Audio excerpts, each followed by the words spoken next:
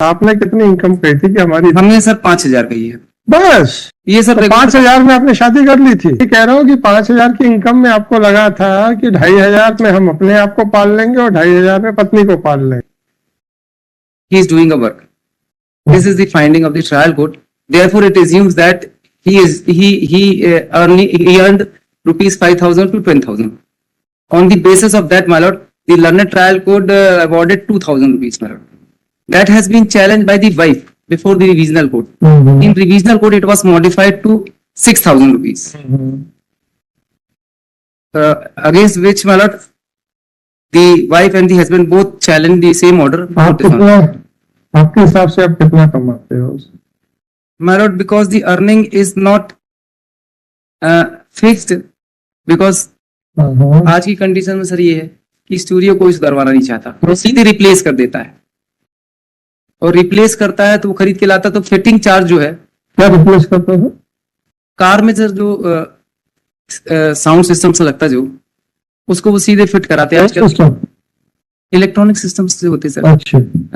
Tag होता है, boxes होते हैं, ये सब। तो इलेक्ट्रिशियन है? इसको इलेक्ट्रॉनिक्स कहें सर। भैया हमने तो जब भी अपनी गाड़ी में कराया बोले साहब आज इलेक्ट्रिशियन नहीं है। नहीं सर, इलेक्ट्रिशियन वायरिंग करता है और इलेक्ट्रॉनिक्स वाला ये सिर्फ डैशबोर्ड में फंसा देता है। सर सिर्फ डैशबोर्ड में फंसा देता है? हाँ। वायरिंग नहीं करता है? नहीं, वायरिंग नहीं करता। वायरिंग सिर्फ ये करता है डैशबोर्ड में लगाने का। सर वायरिंग दो प्रकार की होती है, एक ये जो घर की वायरिंग होती है, मैं समझ रहा हूँ। हाँ। वो जो कार का वो वायरिंग इलेक्ट्रॉनिक्स में करता है वो। हाँ, वो मुझे एक बार याद है जब हम गए थे बहुत पहले जी, जब शायद पहली कार ली थी या दूसरी ली थी जी, तो हमने कहा था कि साहब वो सिस्टम तो रखा हुआ है पर हमारा आज इलेक्ट्रिशियन नहीं आया है, तो आप कल आइएगा सर, कल लगवा देंगे। तो अगले दिन लगा था। तो इलेक्ट्रिशियन नहीं कर सकता। तो इलेक्ट्रिशियन का मतलब देखिए, हाँ, एज ए जनरल उसकी बात कर रहे हैं, मतलब स्किल्ड तो है, पूरा खोल के यहाँ से तार ले जाएगा, फिर वो दरवाजों में भी वो इलेक्ट्रिशियन करेगा सर। आप क्या करोगे? हमारा काम सिर्फ साउंड बॉक्स को लगाना और कुछ नहीं। हाँ मेरे भाई, सिस्टम मुझे तो इतना ही समझ में आया है कि जो हमारी गाड़ी में लगा था, हाँ, डैशबोर्ड पे लगाया गया था, हाँ, वहां से टायरें जोड़ के चारों दरवाजों में और पीछे जो ट्रे रहती है, हाँ, वहां पे वो स्पीकर्स लगे नहीं होते, लगाए गए थे, हाँ, और पूरी वायरिंग खींच के लेकर गए थे। हाँ, राइट। एक ही आदमी ने, एक ही आदमी, वही आप भी करते हो? राइट। हाँ, बिल्कुल सही। ठीक है सर, तो स्किल्ड आदमी हुए? नहीं सर, स्किल्ड हम तब तक नहीं माने जाएंगे जब तक कोई सर्टिफिकेट हमको मिला ना। बात है सर, हमको कोई सर्टिफिकेट नहीं मिला। एक जनरल जो सीखते हैं वैसे सीखते हुए हम करने लगे। ये हमारा है। ये कहीं सब जगह आया सर कि he has no certificate, not the certificate. आप अपनी कितनी इनकम मानते हो सर? आपने कितनी इनकम कही थी कि हमारी? हमने सर 5,000 कही है बस। ये सर तो 5,000 में आपने शादी कर ली थी? 5,000 की इनकम में फिर आपने शादी भी कर ली? बोले 2.5 हम पाएंगे, 2.5 से हमारा गुजारा चलेगा, 2.5 से पत्नी का। बिल्कुल, ये भी आया सर, ये भी आया। मैट्रिमोनियल साइड में सर हमने डाला था। अरे मेरे भाई बहुत तो सही है। आया सर, ये आया है। लड़की जो है सर, शी इज MSc और I am 8th class pass, और ये उस मैट्रिमोनियल साइट में डाला था और उसको देख के उन्होंने हमारे साथ पूछा। मैं वो नहीं कह रहा जी, मैं नहीं कह रहा कि उनको धोखा दिया है। मैं ये कह रहा हूँ कि 5,000 की इनकम में आपको लगा था कि 2,500 में हम अपने आप को पाल लेंगे और 2,500 में पत्नी को पाल लेंगे। ये पूछ रहा हूं मैं सर। ये 2014 और 15 की बात है। आज की सिनेरियो में अगर आप, मैं आज की बात नहीं कर रहा हूँ, 2014-15 की बात है। 15 में भी 2,500 सर 2014 में इतना सफिशिएंट होता था। आज 2015 मतलब होता था ना सर? 23 है, उस समय होता था ना, आज नहीं होता है ना? आज नहीं होता सर। जरा ये स्टेटमेंट याद रखना, वाइफ की भी एप्लीकेशन लगी हुई है। ठीक है सर। एनहांसमेंट की एनहांस हो गया सर उसी के अगेंस्ट में। हाँ, अभी भी लगी हुई है एनहांसमेंट की, अभी भी कम है। तो आपका खुद का कहना है कि अब नहीं गुजारा होता सर? सर ये एप्लीकेंट जो है, आप ट्रैप में बड़ी आसानी से आ गए सर। नहीं सर, मैं मानता हूँ आज की सिनेरियो में 5,000 रुपए बहुत ज्यादा नहीं होता, कुछ भी नहीं होता। लेकिन सर इनकम सबकी 5,000 हो ये भी जरूरी नहीं है। लोगों को काम भी नहीं मिलते आज की स्थिति में, अनएम्प्लॉयमेंट इतनी ज्यादा है। ठीक है, तो सिस्टम बहुत कुछ बदल गया है सर इसमें सर। तो देना रजनीश नेहा वाला जजमेंट जी। सर इनका सर एडमिशन है पैरा 8 में, para 8 of para 8 of trial court judgement sir, that is at page number 26। इस संबंध में आवेदिका कल्पना द्वारा अपने आवेदन पत्र के अनुरूप ही साक्ष्य प्रस्तुत करते हुए व्यक्त किया है कि उसका विवाह दिनांक 11/5/2014 को अनावेदक कपिल वर्मा के साथ हिंदू रीति रिवाज से हुआ था। विवाह संपन्न सर, दैट इज इंपॉर्टेंट, विवाह संपन्न होने के पश्चात उसका केवल 3 बार ससुराल आना जाना हुआ। पहली बार वह ससुराल विदा में के बाद गई थी एवं वहां पर 15 दिन रुकी थी। उन 15 दिनों में शुरुआत के 4 दिन शादी के से संबंधित कार्यक्रम चलते रहे एवं 5वें दिन से ही अनावेदक की ननद स्वयं अनावेदक सास व ससुर द्वारा कहा गया कि दहेज की कार नहीं देते, जब तुम अगली बार ससुराल आओगी तो कार लेते आना। पैरा 9 देखे सर। साक्षी कल्पना द्वारा आगे व्यक्त किया गया है कि इसके बाद उसने भी नरसिंहपुर एसपी थाना तेंदुखेड़ा सोनसू में ये केसेस लगाया था। दहेज प्रताड़ना घरेलू हिंसा की रिपोर्ट दर्ज कराई थी थाना तेंदुखेड़ा में दर्ज कराई प्रथम सूचना। All this application has been filed after my filing the divorce petition, my lord. I have filed the divorce petition against the wife, my lord. Later on, all these applications and complaint has been filed by the wife, my lord. द्वारा आयोजित किया गया था, जिसमें अनावेदक के माता पिता, अनावेदक स्वयं, राज राजपूत, रवि राजपूत, नंद श्वेता राजपूत सहित कुल 55 लोग आए थे तथा रिंग सेरेमनी ओली फलदान में भी आवेदिका को सभी ने देखा था और ओली भी देखी थी। पूरा कार्यक्रम होने के बाद कुछ दिनों बाद आवेदिका के माता पिता, जीजा, भाई, चाचा तथा अन्य रिश्तेदार लगुन लेकर अनावेदक घर आए थे तथा लगुन का कार्यक्रम संपन्न हुआ। आवेदिका के पिता ने लगुन में, इट्स एन इंपॉर्टेंट मैलॉट, ये जो पार्ट में पढ़ने जा रहा हूँ, आवेदिका के पिता ने लगुन में 5 लाख रुपया नगद, 1 लाख रुपया का लगुन का सामान दिया था तथा फलदान में अंगूठी, कपड़े एवं अन्य सामान तथा खाना पीना में 1 लाख रुपया खर्च किया था। This is the financial situation of the wife my lord. Now my lord kindly see para 15 of the pleading my lord. यह कि आवेदिका महिला है तथा उसके माता पिता गरीब परिस्थिति के हैं। This contradictory statements has been pleaded by the wife itself, my lord. One way she is saying that 5 lakh और 3 लाख और 1 लाख रुपए दिया. In other way she is saying that his father was so poor, my lord. My submission is, my lord, either she is poor or the person of having all the financial assistance, my lord. So my submission is, my lord, the statement which was made by the wife, my lord. So it is not clear that she is a financial having good status or the poor person, my lord. So my submission is, my lord, I am, my lord, poor person, my lord. I have only an income of ₹5,000 and matrimony site पे तो आपने advertisement दी थी जी। आप किस बात की करी थी सर? नहीं सर, हमने अपना सारा स्टेटस बता दिया था कि मेरी इनकम कितनी है, मेरी स्टडीज कितनी है। आपकी वो साइट के ऊपर आपने कितनी इनकम लिखी थी सर? वो तो सर रिकॉर्ड में नहीं। तो फिर अभी हम तो नहीं कह सकते ना कि आपने क्या लिखा था उसमें। वो रिकॉर्ड में नहीं। उसमें तो लिखा होगा इसमें कुशीर व्यक्ति स्वरोजगार, जिसका स्वरोजगार है। नहीं सर, गेहुआ रंग सफेद, गेहुआ रंग सफेद रंग ऊंचाई इतना, ये तो लिखा होगा। क्या वो रिकॉर्ड में नहीं आया है।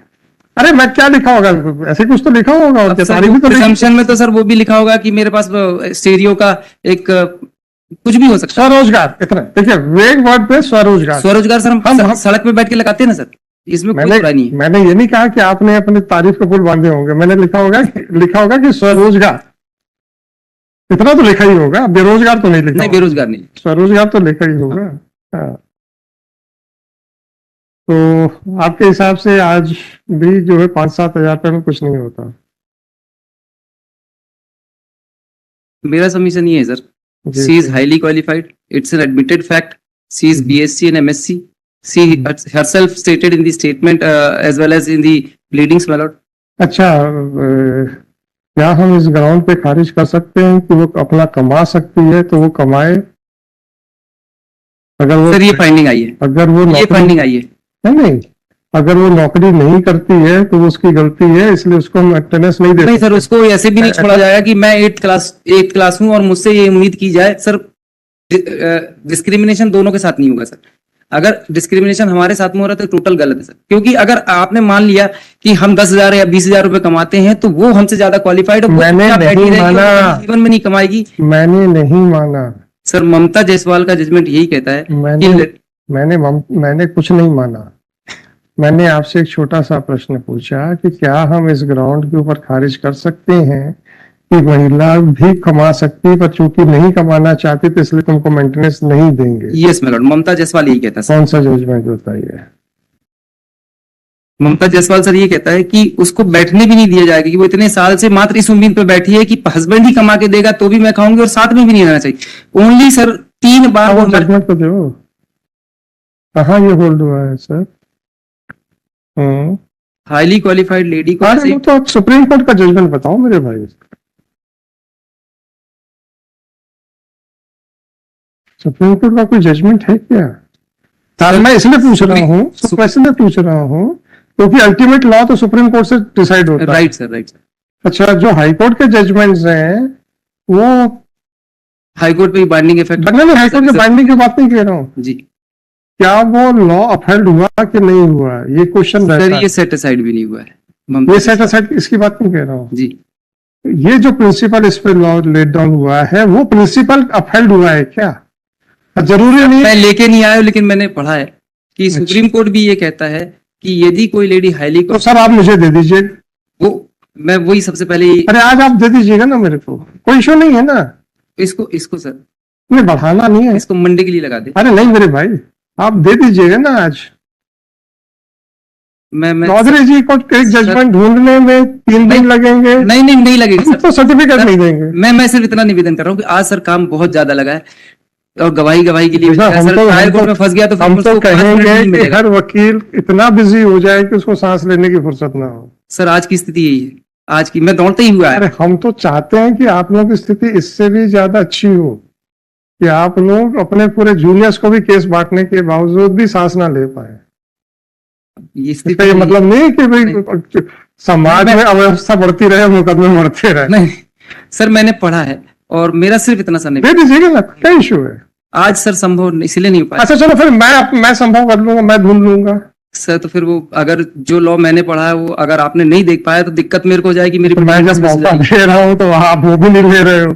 सर एक मेरा निवेदन है, इसको मंडे को रख दे, मैं वो जजमेंट लाके दे दूंगा और फर्स्ट हाफ में आप रख लें। आजकल तो हमने तो देखिए, आप देख रहे हैं मैं तो बोर्ड पे डिक्टेशन देता हूँ, हमने तो आपके इस कहने पे रख लिया, नहीं तो अभी तक तो डिक्टेशन स्टार्ट कर देते हैं। सर तो आज शाम को मैं 4 बजे तक दे। हाँ दे दीजिए। मेरा निवेदन सर थोड़ा सा ये देख लें। वो भी रख लेंगे जी सर।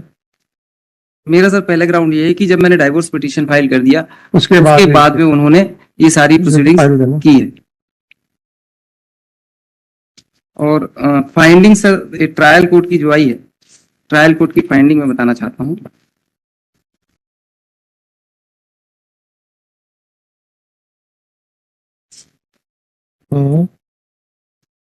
पैरा 17 सर, 17 और 18 में पढ़ रहा हूँ। जी सर।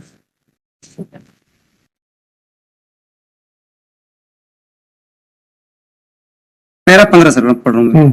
इसके विपरीत साक्षी कल्पना द्वारा व्यक्त किया गया कि अनावेदक का कार का व्यवसाय है जिसमें उससे महीने में 70,000 रुपए की इनकम हो जाती है। साक्षी ने यह भी व्यक्त किया कि उसके ससुर के पास 3 मकान जिसमें 45,000 रुपए की आय होती तथा उसके ससुर के पास 25,000 रुपए पेंशन प्राप्त हुई। यहाँ यह उल्लेखनीय कि आवेदिका की ओर से अनावेदक के आय के संबंध में कोई दस्तावेज प्रस्तुत नहीं किए हैं, अतः अनावेदक की निश्चित आय का निर्धारण किया जाना संभव नहीं है।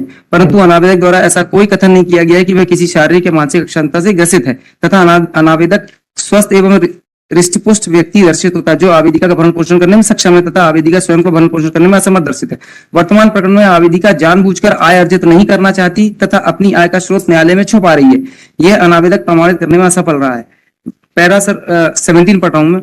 अतः उप प्रकरण पर आवेदिका द्वारा चाही गई राशि के संबंध में विचार किया जाना आवश्यक है। आवेदिका द्वारा 20,000 रुपए प्रतिमाह की राशि अनावेदक से मांगी गई है।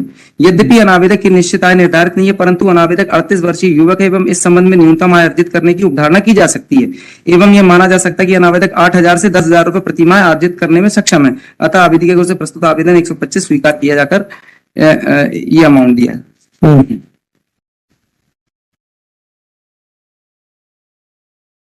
मैं सर वो पढ़ाना चाहता हूँ कि वो जो कोर्ट ने ये फाइंडिंग दी है कि वो कुशल और अकुशल की श्रेणी में नहीं आता।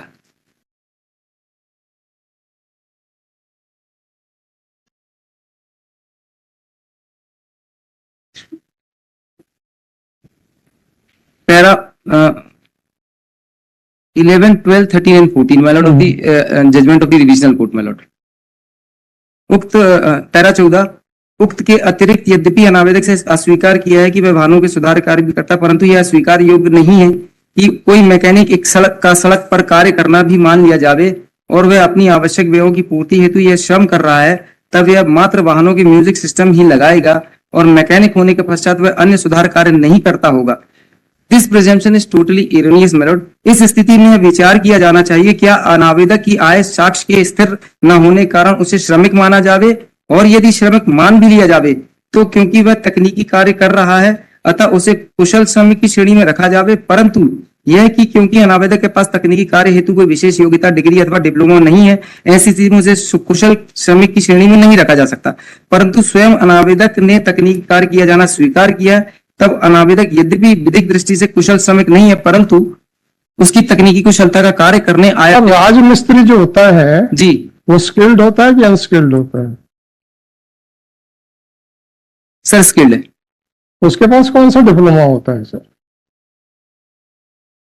सर ये तो लॉजिक नहीं मुझे समझ में आया। नहीं, मेरा निवेदन सिर्फ इतना। ट्रायल कोर्ट का ये लॉजिक तो मुझे नहीं समझ में आया sir. Sir music system fit कर, अरे नहीं मैं कुशल और कुशल की बात कर रहा हूँ सर। चौधरी जी सर मैंने आईटीआई ट्रेनिंग की है।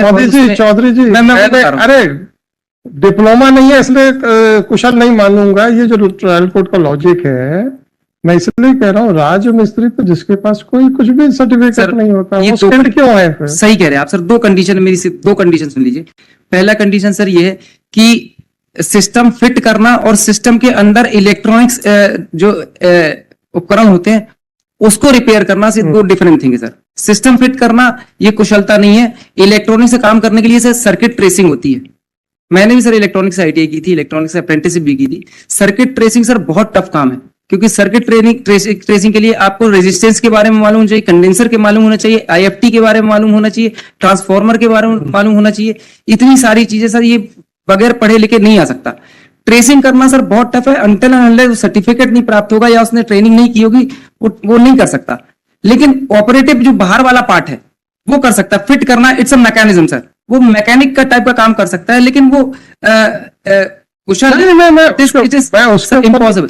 मैं उसके ऊपर नहीं जा रहा हूँ। सर मेरा एक एग्जांपल सुन लीजिए सर। जो ट्रायल मेरा एक एग्जांपल मैं देना चाहता हूँ। ये जो चल रहा है सर, ये कंप्यूटर, इस कंप्यूटर को ये भाई साहब इसको चालू कर सकते हैं, बंद कर सकते हैं। अगर नहीं आ रहा है तो सॉफ्टवेयर से ये ठीक कर सकते हैं कि यार ये दिख रहा है, लेकिन इसका इनर पार्ट जो हार्डवेयर है वो नहीं कर सकते सर। ये अब इससे ये नहीं कह सकते कि इसमें कुशल मैकेनिक है।